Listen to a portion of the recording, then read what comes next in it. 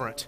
Is irreverent. And irreverence basically means that it's rude. I think it's a good word. It means to take or to assume something that belongs to God, or it's to disparage something that is God's rights alone. And I want to look at just a couple of things today that show us how being discriminatory, making value judgments on people based on their wealth, based on the color of their skin, based upon their beauty, upon their age, based upon their background, whatever you use, making a value judgments that are so typical of us on unbiblical and ungodly standards is a sin, and it strikes against the very reverence rights of God. I want you to see letter A, and we'll follow along just in our verses. Letter A, ascribing glory that belongs only to God. Look at verse 1.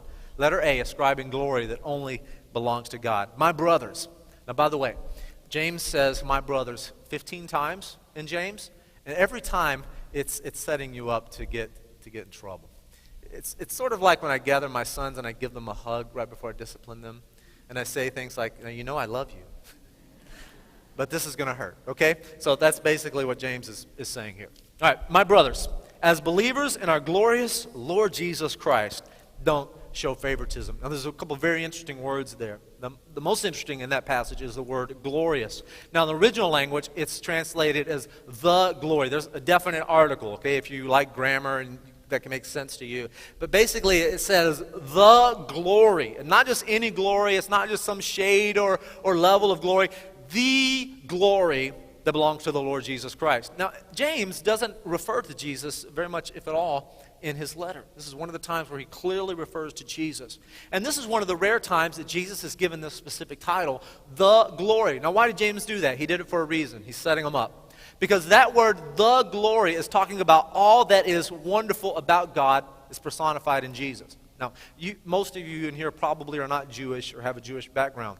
But if you've read the Old Testament at all, or enough to know, that one of the privileges that Israel had was that they had the visible glory of God with them.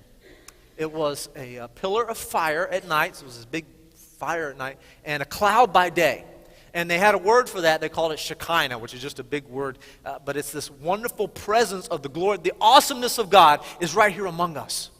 And it was the way they knew that God was so much greater and more powerful and transcendent and to be worshipped and to always be the object of their focus and attention. And James is reminding them that Jesus Christ, the glory personified, which we find that in John as well. It's a theme throughout the Bible. God in the flesh, the Son of God on earth. The glorious Lord Jesus Christ, as a follower of Him,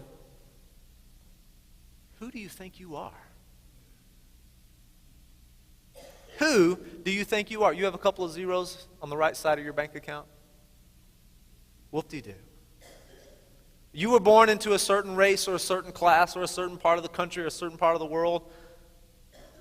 Big deal. We worship, we focus, we revere the glorious Lord Jesus Christ, to whom all else are nothing, abased. Who are we in comparison to the glorious Jesus Christ? He's setting us up right away to understand. And then the next phrase there we read, don't show favoritism. That's another very interesting word. It literally means to lift up the face. We would say it in English, face value. Okay, you've heard that term. Taking something at face value. What does that mean? It's a very superficial means of evaluation. It's a quick glance. It's making a judgment based on the limit you can see on the outside. He said, don't make face value. And what do? We make face values based on appearance, don't we? We love the beautiful. We accommodate the young. We want those who are charismatic and magnetic, and we prefer them and we give them special treatment.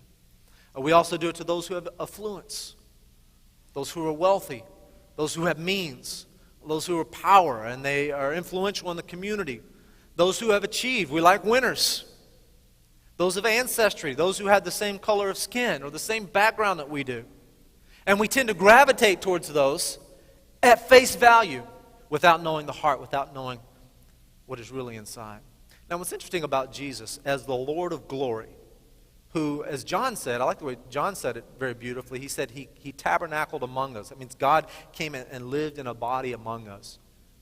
And so here's Jesus Christ walking around, but in both the Old Testament and the New Testament, it describes Jesus as nothing special about him. Isaiah said there was nothing beautiful about him. If you'd have seen him, you'd have just seen a carpenter. You've seen a blue carpenter worker with big calloused hands and big shoulders. And he would have just looked like a lot of men in the area. was nothing special about him. For the most part, Jesus was homeless. He said, I don't have a place to lay my head. He's always borrowing a place to sleep and a place to stay, staying with friends. And so if you would have seen him, he wasn't beautiful, he wasn't affluent, he wasn't even powerful. He was despised and rejected by the power systems of the day. And the irony is, the one that they worship, the Lord of glory, who himself, when he was among earth, chose to associate with, quote, the least of these, and now they're showing favoritism. Why are you doing that? I think we need to understand, I think probably almost from a psychological point of view, why it is that we want to associate with the beautiful and the affluent and the powerful. I think there's a couple of reasons. They're really the same side, two sides of the same coin. I think the most obvious reason is pride. We all want to be associated with that which we prefer. We want to be recognized as the one hanging out, maybe with the in crowd or being associated or name dropping. There's a pride element to it. And wanting to be that and wanting to be known by association. The other side of that coin, which is really just a manifestation of the same concept, is fear. Think about it, fear. Afraid that I'm going to be on the wrong side of the accepted group. That I'm going to be the one discriminated against. That I'm going to be the one that's going to be dealt with and on the wrong side of exclusivity.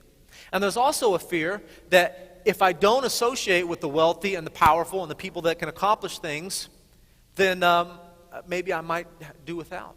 I might miss out on the privilege by association. I think that's very common in a church. You know that? I don't know what any of you make. I promise. I have no idea. And some of you may be millionaires, and I wouldn't know. But there's a tendency when people find out, especially church people, that people with money are in the church. It's like, oh, now the church is going to be saved. So-and-so can give big bucks. They can give a lot of money. And we can build buildings, and we can do this. And what happens? We cater out of insecurity, isn't it? Isn't it insecurity that God's not going to provide unless we kiss up to the person or people of means and accommodate them in a special way? It was true in James' day. It's interesting that James is writing to poor people. He's writing to people who've lost their jobs, who've been displaced. We read that in James 1:1. They've been dispersed.